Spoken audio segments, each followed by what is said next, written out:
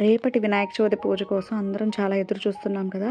So, ఈ పూజ సమయంలో మనం చాలా ప్రసాదాలు పెడతాం కాబట్టి, ఆ ప్రసాదాలకి ఎప్పటిలాగా స్టీలు, వెండి గిన్నెలు కాకుండా ఈసారి అరిటాకులతో ఇలా ట్రై చేసి చూడండి. పక్కనే అరటి చెట్టు ఉంది. సో, ఆ అరటి చెట్టు నుంచి నేను 2 ఆకులు తుంచుకొనొచ్చాను.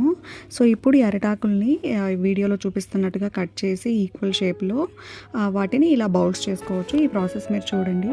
ఈ ప్రాసెస్‌లో మా ఆయన కూడా నాకు చాలా హెల్ప్ చేశాడు. వీడియో తీయడం గానీ, అలాగే at the end of the video మీరు చూస్తే అందులో సర్కిల్ షేప్‌లో కట్ చేయాల్సి వచ్చింది. నేను ఎంత ట్రై చేసినా రాలేదు. మా ఆయన కూడా నాకు హెల్ప్ చేశాడు. అలాగే మా చిట్టోడు కూడా పెద్ద హెల్ప్ చేశాడు. అదేంటంటే దాన్ని డిస్టర్బ్ చేయకుండా ఉండడం. సో, ఈ వీడియో చూసేయండి. ఇది చాలా ఉపయోగపడుతుంది.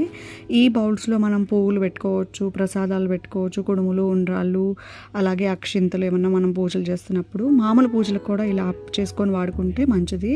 ఈ ప్రాసెస్ మీకు కూడా నచ్చితే తప్పకుండా ట్రై చేయండి. మీకు కూడా చాలా నచ్చుతుంది అనుకుంటున్నాను. Thank you.